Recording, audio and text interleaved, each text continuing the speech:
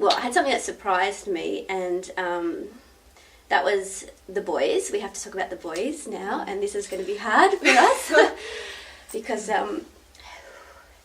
anyway, the boys. Who are the boys? The boys are a group of teenagers who used to live on the street, who now live together in a home, and it's called the North End Home. And I didn't really know much about that ministry. I sort of, as I said before, I went because the draw card for me were the babies. I love the little babies.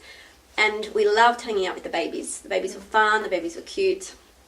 The little black bottoms were so sweet.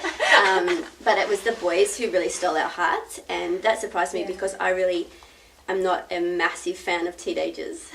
A bit Punkville-ish for me, but anyway, Courtney, she's better than me. But and it really surprised me that that's where we long to spend our time with these boys. And I think what it was about them was that they were just dying for a relationship, and they've had such awful stories. Yeah. And little Brian, who's my little love of my life, Brian is 12, and you listen to pull it together. You listen to what his the last 4 years of his life have been like, and you have to kind of stay very calm and say, and obviously not respond in a really dramatic way. Yeah. But when you hear what these kids have had to live through and see, and I think you're 12, and I guess what we felt a lot was that we wanted to apologise for them, to say we're just so sorry that you had to see that. Like, they've seen awful things. And each one of them has just the most, I think, it's just gut-wrenching story. And it's just... Oh, yeah. It's not just a story, it's just... It's their life. Yeah. And it's, and everyone, you kind of just go, my gosh, like, how... Where is your mum? Where is your dad? And how did this happen? Like, it challenges the core of you, because you go, these are just kids, like, and I think, even for me personally, like, for just the way that I've grown up and just the things you take for granted as a kid, and just the way I think even the way that children are raised on the northern beaches, and this isn't to be critical, but it's true, we have so much, and kids have so much, and we have so much to be entertained by.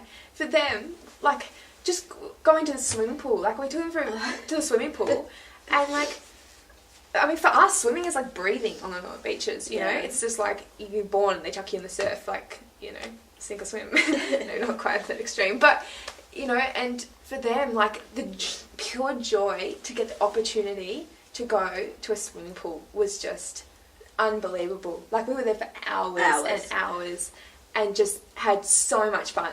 I don't think I've ever had so much fun. No, it was really fun because it was really, well, this wasn't the fun part, but it was really dirty. We went to the public swimming pool, and Courtney and I were panicked about going in there and catching diseases. Green, it was really awful. Like, but green. Yeah, it was slimy everywhere and gross. But we wanted to enjoy it with the boys, and you should have seen their faces when we told them that we'd take them. It cost $1 to get into the pool, but of course they can't afford that. They have zero money, so it was such a treat for them to go, and you should have seen their faces. They have no swimming costumes. They have nothing. They just have to go in, you know, the one set of clothes that they have.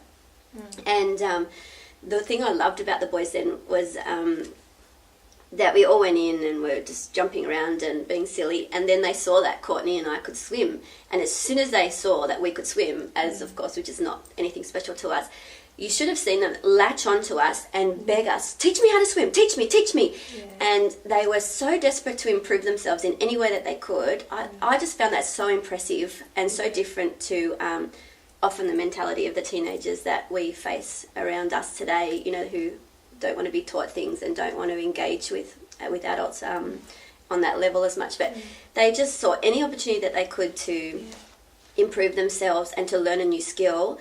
Who knows when that opportunity is going to come again, and they just And you should have seen them for hours. We don't know how to teach swimming, but for hours they were practicing these little moves we gave them. I'm not even a very good swimmer. No, me neither. Like, teaching them how to swim. Yeah, that was pretty funny. We loved that. But it was like that for everything, you know, and even when we were going off to random other ministries that they obviously are not involved in, they just tagged along because they wanted to kind of be around us to improve their English partly too. Yeah. And just to learn, like, which was just amazing, just their teachability and just their... Very teachable, yeah. They're so desperate, just for connection. And The connection, they really long for that, and that was amazing. So they were on school holidays while we were there, so that's why they spent pretty much every day with us, and they would carry our bags for us. They wouldn't let us do anything, you know, and they just wanted to hang out with us.